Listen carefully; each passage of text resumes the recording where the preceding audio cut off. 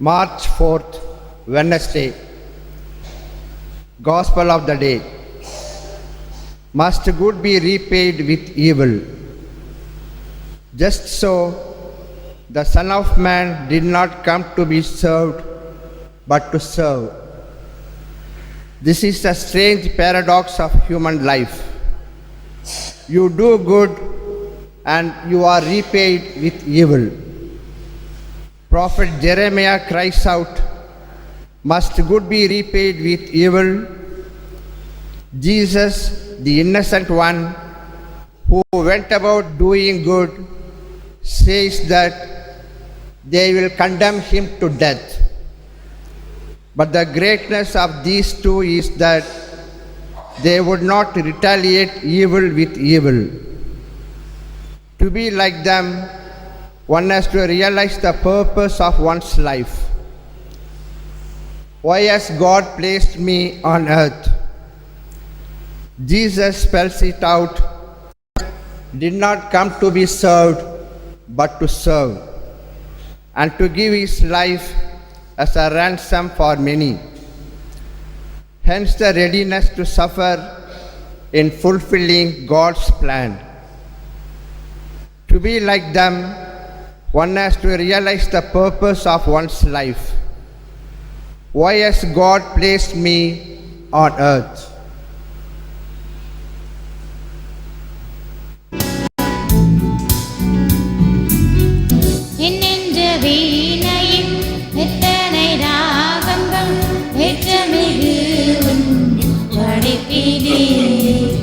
அச்சனை போவாய் ஈசனும் அர்ப்பணமாக நானும் வந்தேன், அர்ப்பணமாக நானும் வந்தேன்.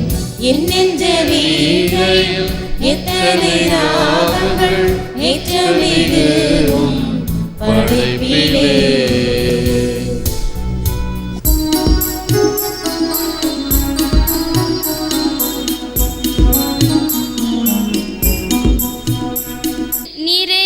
அடைக்கலம், வாக்கு பிறழாத இறைவனாகிய ஆண்டவரே, நீர் என்னை மீட்டருளினீர். ஆண்டவரே, நான் உன் மீது நம்பிக்கை வைத்துள்ளேன். நீரே என் கடவுள் என்று சொன்னேன். என் வாழ்வின் ஒவ்வொரு கட்டமும் உமது கையில் உள்ளது.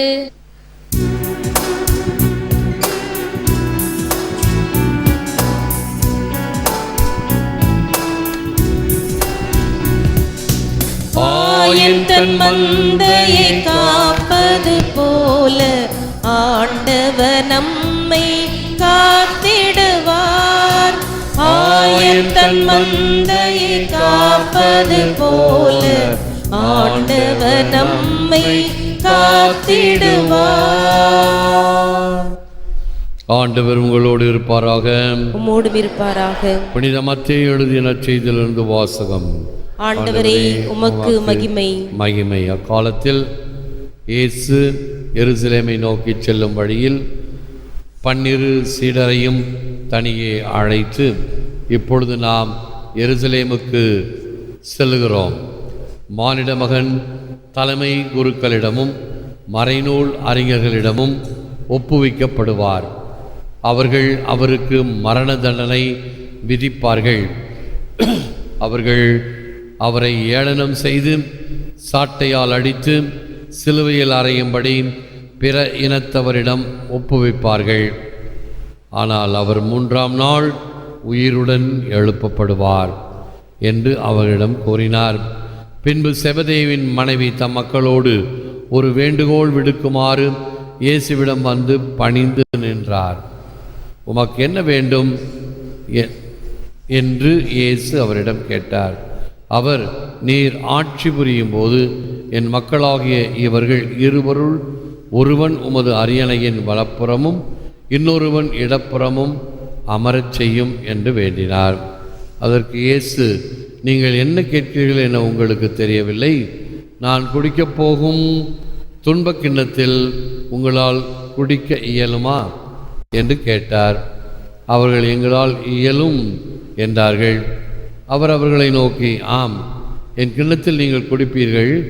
ஆனால் என் வலப்புறத்திலும் இடப்புறத்திலும் அமரும்படி அருளுவதோ எனது செயல் அல்ல, மாறாக அவ்விடங்களை என் தந்தை யாருக்கு ஏற்பாடு செய்திருக்கிறாரோ அவர்களுக்கே அவை அருளப்படும் என்றார். இதை கேட்டுக்கொண்டிருந்த 10 பேரும் அச்சகோதரர் இருவர் மீதும் கோபம் கொண்டனர். இயேசு அவர்களை வரவழைத்து, பிற இனத்தவரின் தலைவர்கள் மக்களை அடக்கி ஆளுகின்றார்கள். உயர்குடி மக்கள் அவர்கள் மீது தங்கள் அதிகாரத்தை காட்டுகிறார்கள். இதை நீங்கள் அறிவீர்கள். உங்களிடையே அப்படி இருக்கக்கூடாது. உங்களுள் பெரியவனாக இருக்க விரும்புகிறவன் உங்கள் தொண்டராய் இருக்கட்டும். உங்களுள் முதன்மையானவராக இருக்க விரும்புகிறவர் உங்களுக்கு பணியாளராக இருக்கட்டும். இவ்வாறே மானிட மகனும் தொண்டு ஏற்பதற்கு அல்ல, தொண்டு ஆற்றுவதற்கும் பலருடைய மீட்புக்கு ஈடாக தம் உயிரை கொடுப்பதற்கும் வந்தார் என்று கூறினார். இது கிறிஸ்து வழங்கும் வாழ்வுதரும் நற்செய்தி. கிறிஸ்துவே உமக்கு புகழ். Anyone who wants to be first among you must be your slave.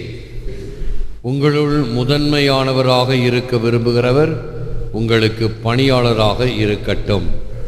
இயேசு அன்பார்ந்த சகோதர சகோதரி, அன்பார்ந்த பிள்ளைகளே, அன்பார்ந்த தொலைக்காட்சி நேய விசுவாசிகளே, எரேமியாகமம் 18ஆம் அதிகாரம் 20ஆம் வசனம், should evil be returned for good, நன்மைக்கு கைமாறு தீமையா? எரேமியா கொஞ்சம் புலம்பல் பேர் வழி. நம்மில் ஒரு சிலர் அப்படி இருப்போம். எதுக்கெடுத்தாலும் புலம்பி தீர்த்து விடுவோம். எனக்குன்னா தான் இப்படி நடக்குது, ஜானியர்னா முழச இருக்குது, எவ்வளோக்கு எவ்வளோ வேண்டனோ அவ்வளோக்கு அவ்வளோ எனக்கு சோதனையும் நஷ்டமும் வருது, கடவுள் எனக்கு செவி மடுக்க மறுக்கின்றார். இப்படி பல வகையான புலம்பல்கள் எரேமியா தீர்க்கதரிசி போல. ஆகவே எரேமியாவுக்கு கஷ்டங்கள் பிரச்சனைகள் வந்த பொழுது புலம்பி தீர்ப்பார்.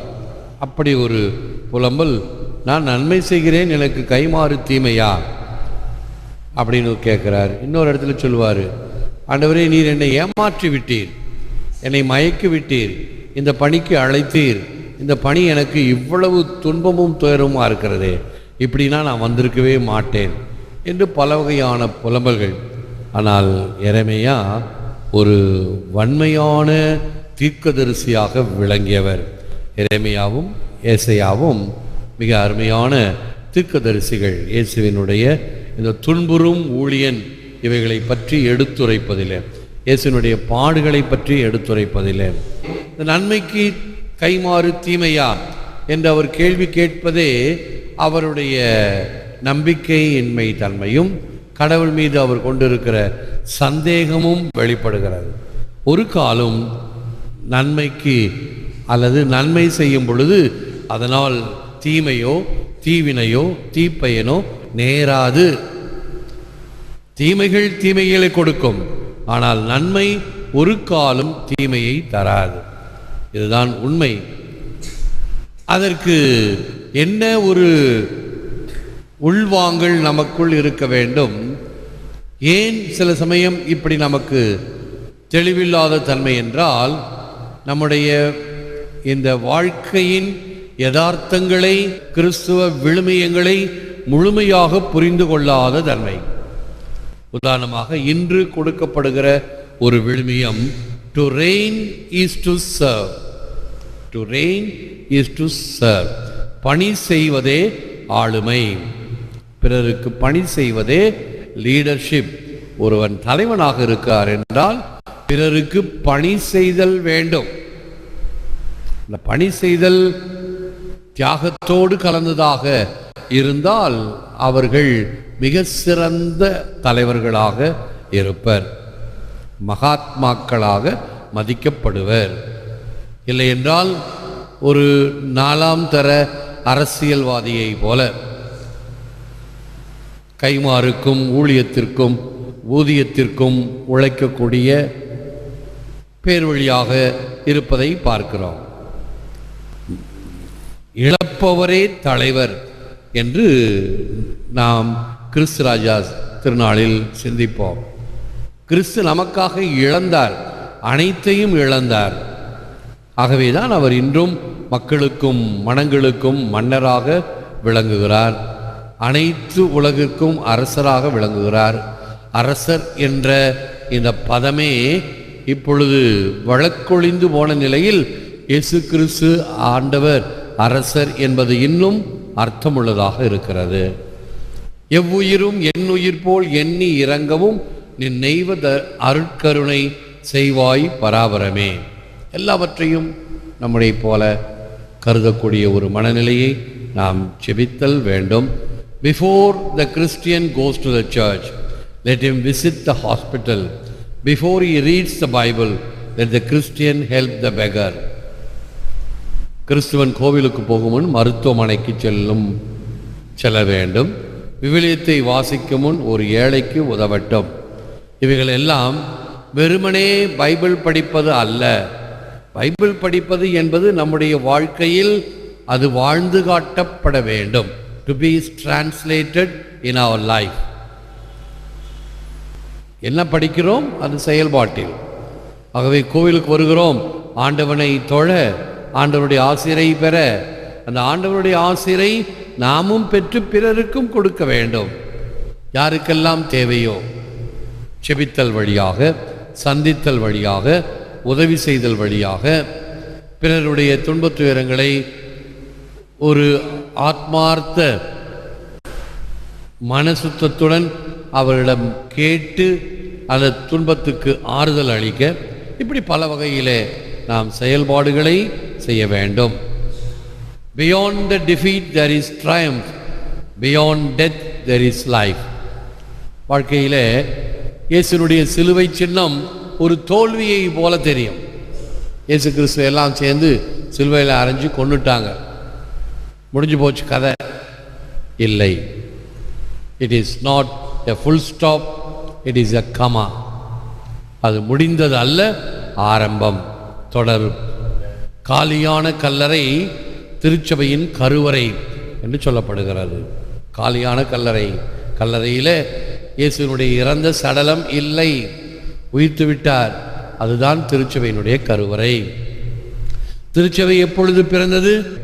பரிசுத்த ஆவி தேவதாய் மீதும் அப்போஸ்தலர் மீதும் இறங்கி வந்த அந்த பெண்டகோஸ்ட் என்று அழைக்கக்கூடிய 50ஆம் நாள் பரிசுத்த ஆவியானவர் இறங்கி வந்தது. Beyond the defeat, there is triumph. Beyond death there is life. இறந்த பிறகு வாழ்வு உண்டு. அதைத்தான் நாம் கல்லறை திருநாளில் கல்லறைகளுக்கு சென்று ஜெபிப்பதனுடைய அர்த்தம். இறந்த பிறகு வாழ்வு உண்டு. அது நிலைத்த வாழ்வு, நீடிய வாழ்வு. எந்த உலக வாழ்வு அழிந்துவிடும், விண்ணக வாழ்வு, அழியாத வாழ்வு என்பதையும் உணர்தல் வேண்டும். தோல்விக்கு பின்னால் வெற்றியும், இறப்பிற்கு பின்னால் வாழ்வும் உண்டு. No suffering, no salvation. No cross, no crown. No humiliation, no glorification. துன்பமில்லையேல் மீட்பு இல்லை. சிலுவையின்றி கிரீடம் இல்லை. தாழ்ச்சியின்றி மகிமை இல்லை. இயேசுவை பின்தொடர உன்னடிகள் அத்தனையும் ஒழித்துவிட வேண்டும், நின்னுடைமை அத்தனையும் நீக்கிவிட வேண்டும், என்னுடைமை ஆன பின்னர் வேறுடைமை என்ன? இயேசு காவியம். செபம் முழுந்தால் இருப்போம். My trust is in you, Yahweh. I saw you are my God. Every moment of my life is in your hands. Rescue me from the clutches of my foes and my persecutors. Save me, O Lord, in your steadfast love. ஆண்டவரே, நான் உம் மீது நம்பிக்கை வைத்துள்ளேன். நீரே என் கடவுள் என்று சொன்னேன். என் வாழ்வின் ஒவ்வொரு கட்டமும் உமது கையில் உள்ளது. என் எதிரிகளின் கையினின்றும் என்னை துன்புறுத்துவோரின் கையினின்றும் என்னை விடுவித்தருளும். உமது பேரன்பால் என்னை விடுவித்தருளும். தொண்டு ஏற்பதற்கு அல்ல, தொண்டு புரிவதற்கு, பிறருக்கு உதவி செய்வதற்கு, பிறர் பணியிலே நாட்டம் கொள்வதற்கு வேண்டிய மன தாராளத்தை தந்திரலும். நாங்கள் என்றும் மக்களாக வாழவும் வளரவும் செய்திடலும். ஏற்று வரமருளும் இறைவா, காக்கும் கரங்களினால். ஆமென். ஆமென். ஆமென்.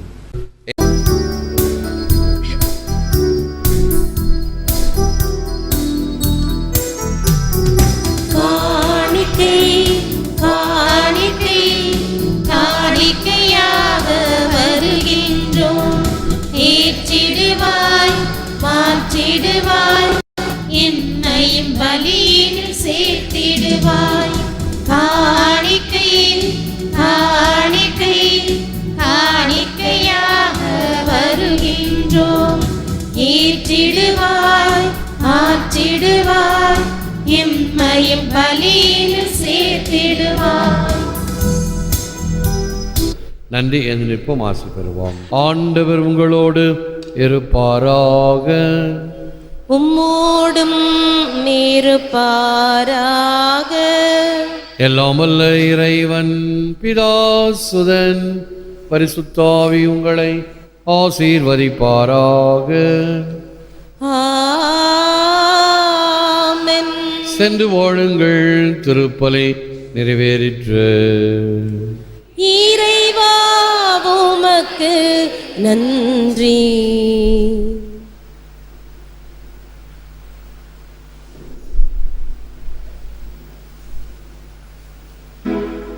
பிதாசுதன் பரிசுத்த ஆவியின் பெயராலே ஆமென். இயேசுவுக்கே புகழ். மரியே வாழ்க.